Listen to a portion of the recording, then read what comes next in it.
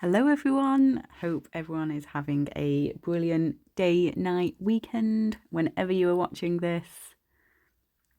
And thank you so much for clicking on and watching this. Today I'll be painting a picture of Alucard from Castelvania. I keep calling it American anime, I'm not sure what you would actually call it. But it's a TV show on Netflix, or at least the UK Netflix. Completely obsessed with it. Absolutely love it. So I've been drawing a couple of characters. So in a previous video, I've drawn Zephyr, and not in a video, but I also drew Lenore. So Zephyr is one of the good guys. She's a mage that can use like fire, ice, and electricity. And she fights the vampires or any sort of night monster creature. And then Lenore was a vampire, and her character design is just stunning. So I just had to draw her, even though her character I didn't actually like as much, but I loved the character design. The art style of Castlevania is just gorgeous. All the characters are just gorgeous. So yeah, I've been drawing a couple of them. It's just one of those shows where you watch it, and I'm sure anyone who is an artist will get it. When you watch something, you're just like, I need to draw that. So yeah, I've been drawing a couple. There's still one main character I've yet to draw, which I will probably draw just out of completeness. Whether I do that for a YouTube video, I'm not sure. So a bit of background on this character. This character is Alucard, and he is part vampire, part human. So in the series, he is the son of Dracula, but his mother was human. So he is actually on the human side and goes against his dad because he goes for what his mum would have wanted, and his mum obviously was human and was kind-hearted. I don't want to spoil it too much and say why his dad Dracula goes against the humans, but he does, and Alucard basically picks the human side. So there's a bit of like mistrust at first because he is part vampire, but he joins up with the other two main characters, and yeah, they all become friends and go on this fight, the three of them. So yeah, there's a vampire, a mage, and then it's a standard human, but he is a monster hunter, I suppose. So he's very well trained at fighting. But then Alucard actually has like superhuman strength and speed, but is also a bit socially inept, maybe, because he's been basically in this deep slumber for years and hasn't spoken to anyone in years. But yeah, he's a very interesting character. So in the first series, and I think the second series, he's with the two main characters, and he's becoming, I suppose, more human, and is better at interactions and just knowing what to do and say. But then in I think it's the third series, I completely binged it, so they've all sort of ran together. He is by himself as the other two have gone off, which you feel a bit bad for him. He sort of starts to lose it a little. I think he liked having friends. But there's a bit at the end, and I don't want to spoil it too much, but you think he is possibly going down the same route as his dad. Because yeah, his dad sort of lost it and became evil. And also his dad is Dracula, so Vlad the Impaler. And then at the end of the third series, you think he's doing that, because he does kill some people and then impales them. But yeah, my one issue with this series is that they then sort of forget about that and he's back to being the good guy again. I thought it was going to be like a slow descent into his own madness, which I think would have been really cool. But whether they just decided not to go that route, or whether they only had one series left so they didn't want to do it. I don't know. If anyone knows, tell me. But yeah, they didn't do it. He just went back to being the good guy, which is good. I like him. I like him as the good guy, but I sort of wanted either to see him go down the path to being the bad guy, or to see him be saved from that path. But you just see him come back and he's good again. But anyway, just as we're onto his hair now, and I always start with the darker bits of hair first, so I know where my lines should be. I find mixing a blonde so hard. You can see my first little swatch at the top of his hair, and it's like bright yellow.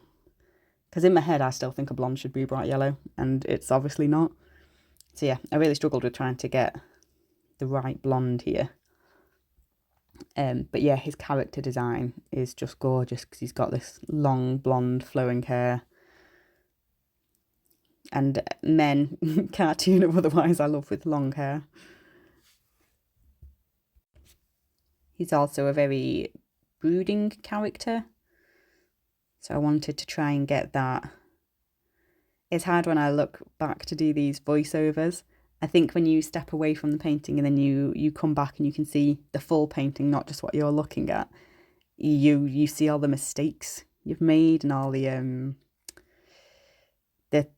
proportions that are slightly or massively off, and it's sort of annoying. I wish I could just tweak it, which I think would be the good thing with digital art. You can step away, come back and tweak it easier.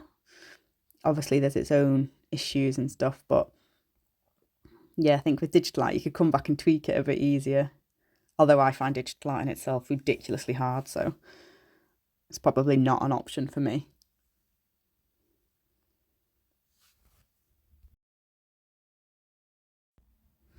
There's not many colours to this piece either, because his skin and hair tone are very similar.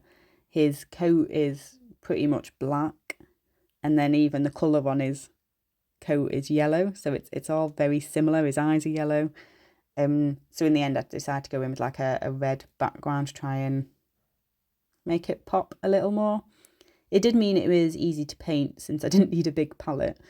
But yeah, there's not too many colours in there, so I did want something to just make it pop a little bit more.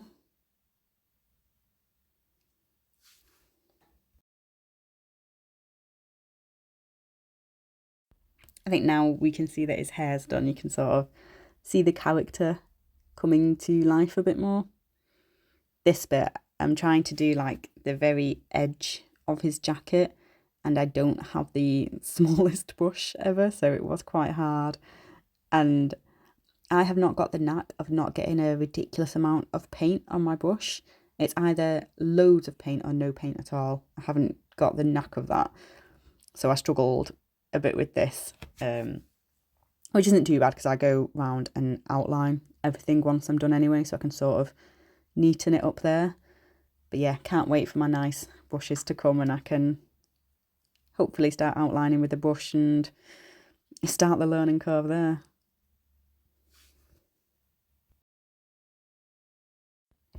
So yeah, I think I've said before that this show was suggested to me because I do love vampires and like dark spooky things, which is true. I love that sort of stuff, but at the same time I hate horror. So this is like a good thing for me. I get like my spooky creatures and vampires, but it's not actually scary. Yeah, for some reason, if you looked at me, you probably would think I like horror. I sort of have that aesthetic with, I wear, dark clothes, piercings, coloured hair. But yeah, I am not into horror at all. Cannot do any sort of horror or gore. I am definitely more a rom-com type of girl. Whereas if you looked at my sister, her clothes are always bright and colourful. She was very girly, whereas she absolutely loves horror. Our aesthetics sort of got mixed up there. I don't even think I've watched a horror since I was about 15, 16 years old. Decided they weren't for me and I was never watching them again.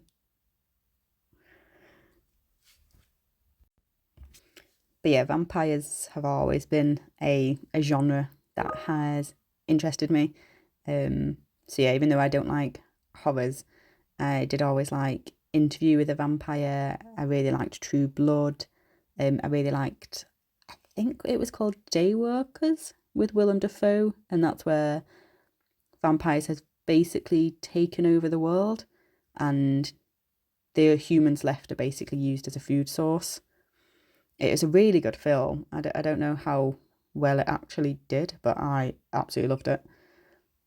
I really like True Blood as well, although I never actually finished watching the whole series. So I read all the books, but I think the TV, like, network we were with, we changed, and then I could never watch it fully, and I've never just caught up since, even though I really enjoyed it. But yeah, I sort of stopped being able to watch it, so hopefully it stayed just as good. Hopefully one day I'll start from the beginning and rewatch it. So there's not too much more to do on the painting now. Obviously I'm doing his eyes now, and then there's still all the line work to do and a background.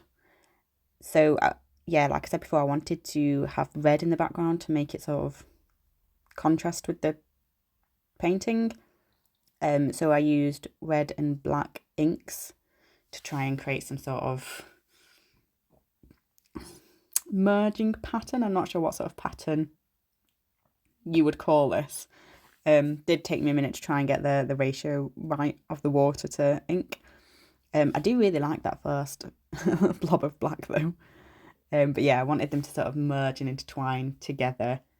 I thought it would give like a hint to the vampireism in him.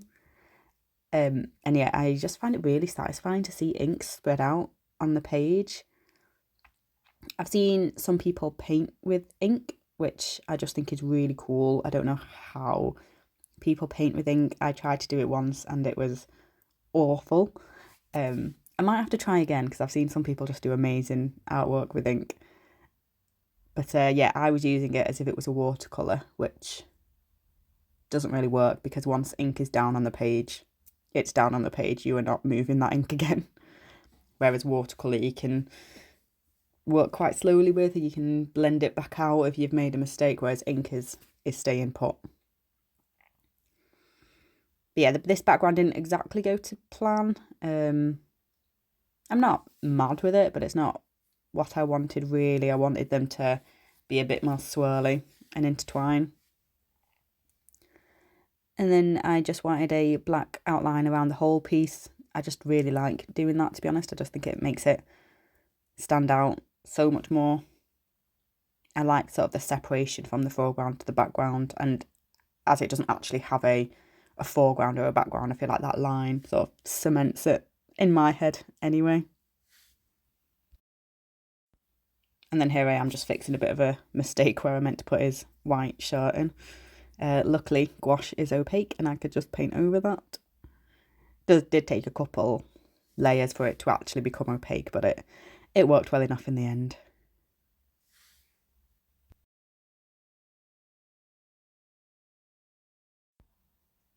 And as always, I go in with a pen just to outline the finer bits. I think this really helps pull it all together.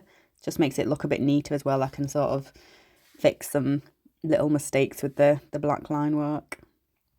But yeah, I'm really tempted to start doing this instead of with black, just with like darker versions of colours to see how that looks. So once my new paintbrushes come, I can do that, and that will be exciting. I think coming to do his eyes as well really helps just bring it together. It makes the face stand out a bit more, and you can see the facial structure a bit more. I struggle with doing the Castelvania type eye. It's really pretty, but I don't know, it's much more rectangle than I would draw an eye. But I like it, it's pretty. It's maybe something I should do a bit more of in the future. And with some last finishing touches, it's pretty much done. So I'll insert a clip of at the end so you can see it properly. It It's not a perfect painting, but I'm quite happy with it. I hope you enjoyed watching and I hope you have a good day. Thank you so much. Bye.